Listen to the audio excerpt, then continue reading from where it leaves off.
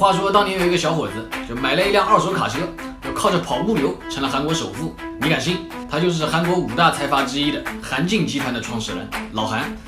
当年的韩进有多牛批呢？就包括大韩航空、韩进海运、韩进重工等等12家子公司，覆盖海陆空各种运输业务，可以说是全世界最大的物流企业之一。而旗下的韩进海运更是多年稳居韩国第一，全球班轮第7把交椅，35个国家60条航线，80个主要港口，你都能看到他们家的船。这么牛批的一家公司，怎么好好的就凉了呢？第一章，梦回汉江奇迹。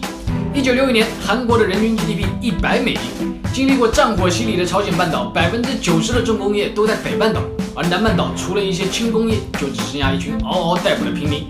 但是到了1997年，韩国的人均 GDP 竟然达到了$1.31万，从世界上最贫穷的国家之一到亚洲4小龙，韩国只用了30年。韩国人管这些年叫做汉江奇迹，而我们的主人公老韩顺着汉江的浪潮，几十年间搭建了一个全方位的物流帝国。45年，老韩买了一辆二手卡车，成立了韩进商社。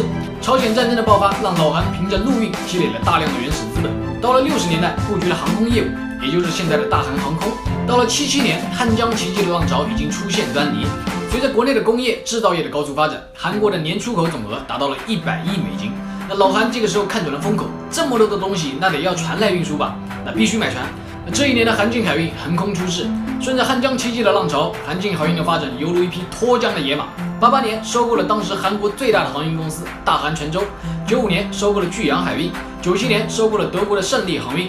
到了2005年，老韩成功坐上了全球班轮公司第7把交椅。第二章，雷曼危机，汉江退潮。那到了21世纪初，经济全球化愈发明显，航运业务量剧增，各大航运公司开始抬高运价，一个航运史上的超级周期来临了。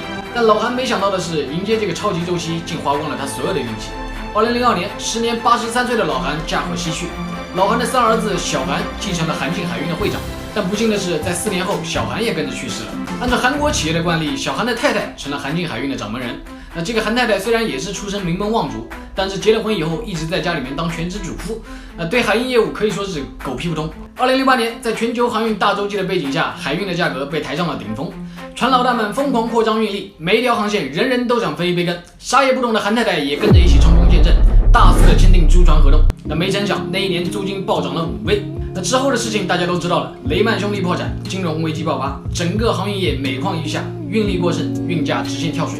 那除了租船合同以外，韩太太还投资了越南的西贡新港、舟山的船厂、西班牙的集装箱码头，就哪个烧钱她投哪一个。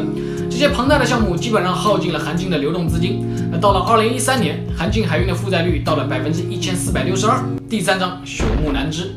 走投无路的韩太太最终还是低下了头，向母公司韩进集团求助。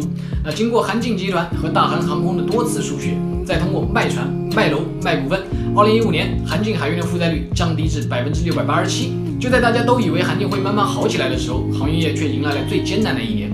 2016年，全球的航运公司都在亏得吐血，甚至作为行业天花板的马士基都亏损了19个亿，这可是马士基自2战以来第2次亏损。当整个行业都喘不过气的时候，更何况你一个负债累累的公司。2016年8月30号，韩国产业银行否决了韩进海运提出的5000亿韩元的自救计划，隔天韩进就申请了破产。很戏剧的是，在韩进申请破产2天之后，上海到美西的一个集装箱的运价从695涨到了$1000，涨幅40%。那各家航运公司也趁着这个机会回了一口血。那谁又能想到，让整个行业喘一口气的代价，竟是一个企业的消失？其实韩进失败的根本原因，总结起来就是2个字：贪婪。沉舟侧畔千帆过，病树前头万木春。我们现在在看这些班轮公司赚的可都是盆满钵满。这2天看到一个新闻，到美国西海岸的一个箱子报价$32,000，简直离谱。市场还是一如既往的贪婪，人性如此，谁又能独善其身呢？